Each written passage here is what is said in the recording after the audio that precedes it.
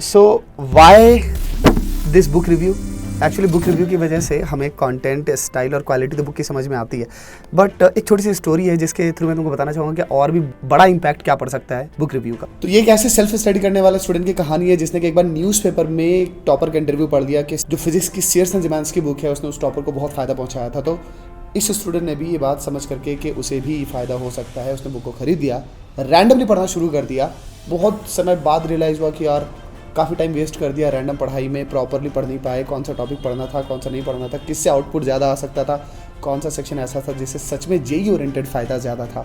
इस स्टूडेंट की मैं कहानी सुना रहा हूँ तो मैं वो कोई और नहीं, मैं ही हूँ। Right from my own JEE preparation इस बात का मुझको बहुत अच्छे से आइडिया है कि कैसे किसी बुक को गलत तरीके से यूज़ करने से और विदाउट गाइडेंस यूज़ करने से तुम्हारा टाइम बहुत वेस्ट हो सकता है और अल्टीमेटली तुम्हारी जेई प्रिपरेशन बहुत हैम्पर हो सकती है। इस वीडियो को मैंने बनाया है दो तरह के स्टूडेंट्स के रिस्पेक्ट में, एक स्टूडेंट जो कि सेल्फ स्टडी करता है, प्योर सेल्फ स्टडी, और दूसरा स्टूडेंट जो कि किसी ऑफलाइन या ऑनलाइन कोचिंग में जाता है। तो लेट्स गेट स्टार्टेड। सो हम शुरुआत करेंगे नॉमेनक्लेचर से पहले। अगर इस बुक के नॉमेनक्लेचर वाले पार्ट की बात करें तो किसी भी स्टूडेंट के लिए जो 11th में पढ़ रहे हैं और सेल्फ स्टडी या कोचिंग में है वो A to Z कर सकते हैं। बस ध्यान रखना कि अगर फिजिक्स और मैथ के साथ बैलेंस बनाने की बात होगी तो थोड़ा सिलेक्टिव हो सकते हैं अपने टीचर से पूछ करके। अगर आप क्लास 12th में या जेई मेन के पास में रिवाइज करना चाहते हैं तो आई विल हाईली रिकमेंड कि बुक के इलस्ट्रेटिव एग्जाम्पल को, सॉल्व एग्जाम्पल्स को पहले करें। वहाँ से एक अच्छा आइडिया डेवलप होगा कि क्या कमजोरी है और वहाँ से आप फिर थियोरेटिकल कोई पार्ट पढ़ सकते हैं।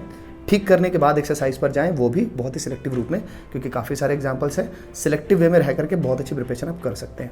सेकंड चैप्टर पर आएँ तो सेकंड चैप्टर जो है वो प्यूरिफिकेशन वाला चैप्टर है जो कि एनसीईआरटी का सीक्वेंस है और एनसीईआरटी के सारे कंटेंट ऑलमोस्ट मिल जाएंगे चैप्टर में। उसके अलावा भी काफ़ी डिस्क्रिप्टिव वे में समझाने की कोशिश की गई है, ढेर सारे एग्जाम्पल्स भी हैं। तो यहाँ पर समय आप कैसे सेव कर सकते हैं, आपको ध्यान रखना होगा कि 11th वाले अगर आप हैं तब तो आप जा सकते हैं अपने फिजिक्स मैथ के बैलेंस के साथ, ये बात हमेशा ध्यान रखिएगा।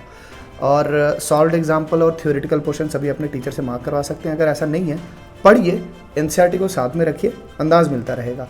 अगर आप 12th वाले हैं, आपके पास समय कम है, जेईई मेन वाले हैं, एनसीईआरटी कीजिए, यहाँ आइए, कुछ सिलेक्टेड एग्जाम्पल्स कीजिए।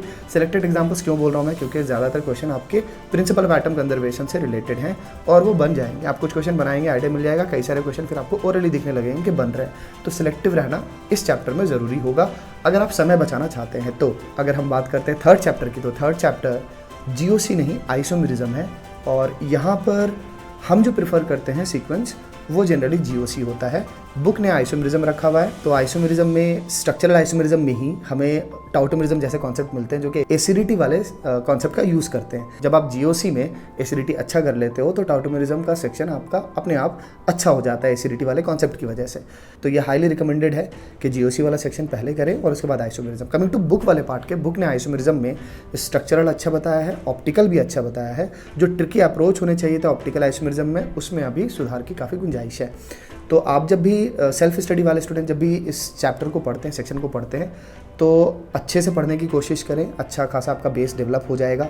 सॉल्व्ड एग्जांपल्स और जो भी एक्सरसाइज वाले पार्ट है उसमें आप सिलेक्टिव हो सकते हैं और कुछ क्वेश्चन रिपीटेटिव है, तो स्पेशली 12th और जेईई मेन के पास में अगर आप हैं तो समय बचा सकते हैं सिलेक्टिव होकर कि ये चीज़ आप अब हर चैप्टर में आप मान करके चलो कि हर चैप्टर में ये चीज़ आपको करनी है, क्योंकि काफ़ी सारे क्वेश्चन, अच्छा जिन्हें ये क्वेश्चंस उन स्टूडेंट्स के लिए जिन्हें ज़्यादा क्वेश्चंस बना करके सेटिस्फैक्शन मिलता है उनके लिए ठीक है पैरेलली, लेकिन आपके पास समय होना ज़रूरी है। समय वाला फैक्टर ज़्यादा इंपॉर्टेंट है, ये समझना बहुत ज़रूरी है आपके लिए।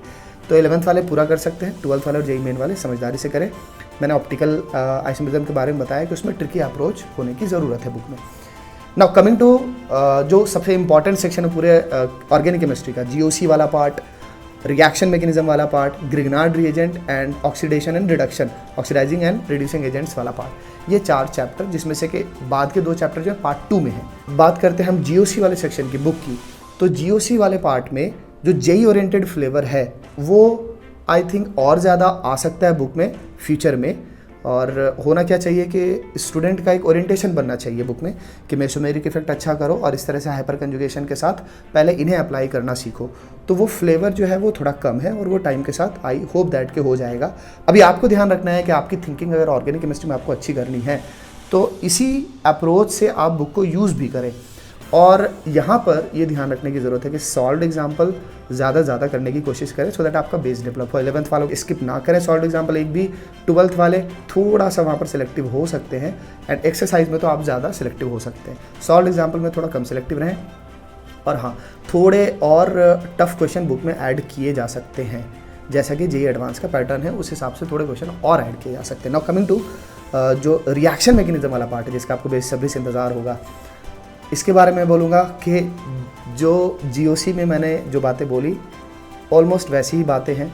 जो JEE ओरिएंटेड जो फ्लेवर है वो और डेवलप हो सकता है फ्यूचर में बुक में, बट करंटली अगर बात करें तो आपको वो माइंडसेट रखना पड़ेगा। जो कोचिंग जाने वाले बच्चे हैं वो GOC और रिएक्शन मैकेनिज्म इन दोनों में हो सकता है कि कोचिंग में वो सोच डेवलप कर ले। जो सेल्फ स्टडी वाले हैं उनको उस माइंडसेट से पढ़ना पड़ेगा कि हाँ यार मुझे JEE एडवांस के भी क्वेश्चन देखते रहने हैं और उस हिसाब से उस सोच के हिसाब से बुक को यूज़ करना है।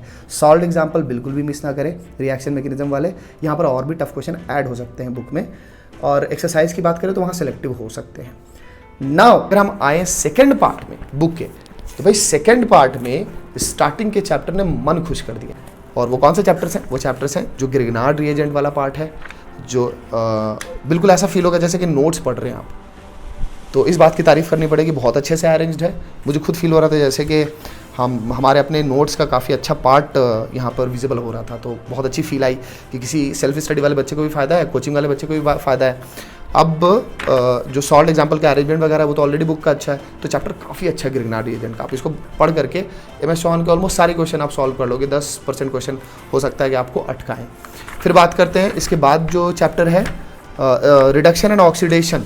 ऑक्सीडेशन रिडक्शन वाला पार्ट आपको पता है कि वहाँ पर रिएजेंट्स अच्छे खासे जो है वहाँ पर यूज़ हो रहे होते हैं और वो आपको समझने होते हैं। तो वो पार्ट बहुत अच्छे से डिफाइंड, इवन के चार्ट पार्ट भी अच्छे से बनाने की कोशिश की गई है, दिखाया गया है। इससे मैं बहुत खुश हूँ। इसके बाद जो भी ऑर्गेनिक का पार्ट है उसमें काफ़ी फैल करके चीज़ें बताई गई हैं, तो बुक को चीज़ों को कंसाइज करना चाहिए। जो बायोमोलिक्यूल वाला सेक्शन है वो अच्छा है। तो अगर मैं कंक्लूड करूँ तो आप में से जितने भी ऐसे स्टूडेंट्स हैं जो कोचिंग में पढ़ाई कर रहे हैं, कोई चैप्टर अगर आपका वीक है तो आप पहले इलस्ट्रेशन वाला पार्ट इसका सॉल्व करें और फिर आप एक्सरसाइज पर जाएँ। अगर आपका ऑलरेडी एक बेसिक लेवल है तो आप एक्सरसाइज पर जा सकते हैं पहले ही। अगर आपको कोई टॉपिक, कोई थ्योरेटिकल पार्ट आपको अच्छा करना है इस बुक से, तो मेरी एडवाइस रहेगी कि आप अपने मेंटर, अपने टीचर से ज़रूर पूछ लें एक बार कि ये टॉपिक कितना कंसाइज है यहाँ पर। मेरी कोशिश रहेगी कि मैं भी आपको फर्दर आगे की वीडियोज़ में कुछ ना कुछ आइडियाज़ इससे रिलेटेड दे दूँ। कमिंग टू उन स्टूडेंट्स के जो कि प्योरली सेल्फ स्टडी डिपेंडेंट हैं, उनके लिए आप A to Z वैसे तो बुक बना सकते हैं और बिल्कुल प्रिपेयर हो सकते हैं JEE एडवांस तक के लिए, बट कुछ जगह पे जहाँ पर के चैप्टर्स, टॉपिक काफ़ी फैले हुए हैं, वहाँ पर आपका टाइम वेस्ट हो सकता है।